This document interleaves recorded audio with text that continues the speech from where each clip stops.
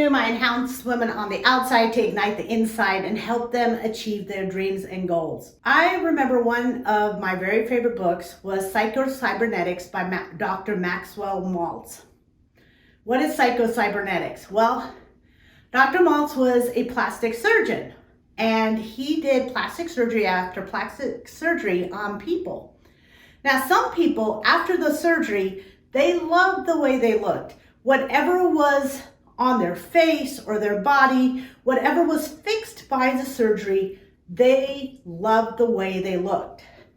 Now, that happened with half the people, but the other half, even though the physical scar was gone, or the nose shape had changed, or their eyes had changed, or the cleft lip was fixed, they still saw the ugliness. And he got confused. He said, how is it that with some people I remove the defect and they don't see it anymore, they're happy, but with other people I do the exact same thing, I remove the defect, but they still see it. And what he realized was how we see ourselves in our mind is way more powerful than how we actually are physically. So how do you want to see yourself? And is there some image that you have in your mind that is holding you back? I had one friend that was like, oh, I have no problems, I have a great childhood.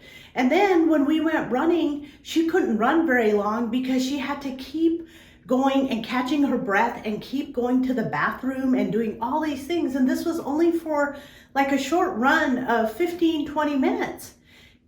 She was so out of touch with what was going on with her and what was going on with her mind. So I said, hey, when you see yourself running and walking and doing all these things, do you also see yourself having to take so many breaks and so many adjustments for your body? And she said, you know, this is how I am. My mom had this condition. My sister has this condition. I have this condition. This is who I am.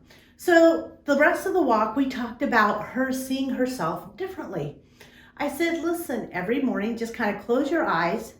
I do this at night because I am not a morning person, but close your eyes and see the world the way you want to be. And talk to your organs, talk to your body, and have it behave the way you want to be. Because just like Psycho-Cybernetics, we can take away the entire issue. But if it's within these 6 inches right here, you're still going to have the problem.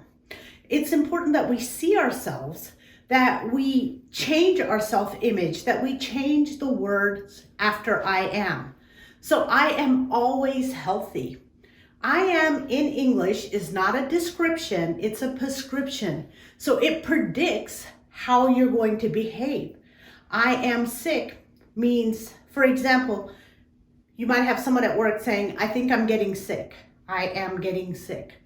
Now, they're not sick, right? They're at work. They're fine. They might have a sensation in the throat. They might have a sensation in their head. But just by saying, I am getting sick, moves them to the condition of where they might actually get sick. So I am is a prescription. It predicts. It's not not just a description.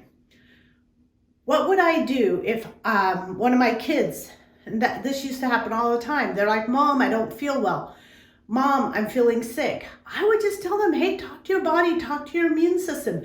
Did you know that your immune system has an intelligence that's totally different than your brain? So you can actually give commands to your heart, to your immune system, and have them behave differently than what the brain is telling them to do. Psycho-Cybernetics was kind of the precursor to all the placebo studies.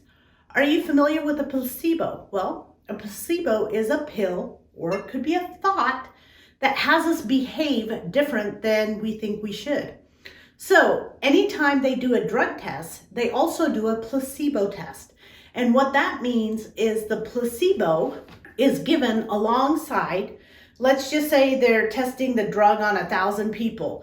They'll give 900 people the actual medicine, and 100 people, they'll give them a sugar pill saying it's the actual medicine. What they found out was of the 100 people that just got the sugar pill, most of them have the same cure and the same comfort that they would have had they gotten the actual drug. Just the thought of knowing that they have medication or something that is helping them heal is actually giving them those same results. Now, they've also done the nocebo effect, which means they'll give them a fully functioning medicine or drug and tell them, oh, you just got a sugar pill. And then this fully functioning medicine does not work. The most fascinating part of the placebo studies, in these medical studies, they faked surgeries. Yeah. They made people think they had knee surgery or hip surgery. Some of the people actually had knee surgery, and then they went and they took a group of people and they just kind of put a cut on their leg and some fake stitches and told them they had knee surgery. They were actually walking better without knee pain with the fake knee surgeries. So what does this mean to us? It means that our mind is powerful beyond what we can imagine. And what we tell it actually happens. So why not create your own placebo study? When my kids had a test at school, we used to have this song that we would sit in the car, that we would sing in the car all the way to school that morning. If they told me they had a quiz or a test, we would always sing the same song. All the answers come to me quickly and easily. All the answers come to me quickly and easily. Wouldn't that be awesome? Every time you had a test that you actually gave your brain commands that all the answers come to you with ease and speed.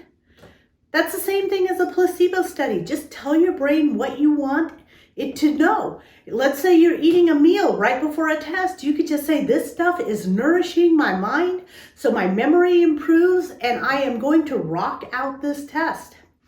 There are so many times that I have been in confrontational situations. For example, this one lady drive me nuts. She was supposed to bill my insurance for some stuff. She doesn't do it for 8 months. 8 months.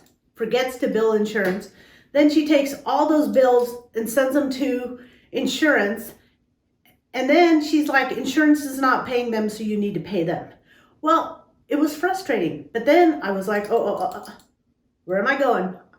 I'm going in frustration. I want to smack this lady. I don't want to ever do business with her again. But what I went to was, okay, what do I want to happen? And what I wanted to happen was to receive an email or text from her saying that all the expenses were covered and that I did not have to give her anything else. So what I started doing was I fixated my mind on that placebo, right? This is what I want to happen. This is what the magic pill. Every step I do is making that happen. Everything that I'm doing is helping that situation. So whether it's in your body or in your world, what we put into it energetically actually makes a difference. So put in something that you want to happen. With the placebo, remember, placebos work just as good as the actual medicine. So our believing in something, our believing in a result is just as powerful as actually having that result. People ask all the time, how did I do this or how did I do that? Well, I get these crazy ideas in my head and then I believe them. Now, I do not fixate on them, okay? So I'm not going to be like, oh,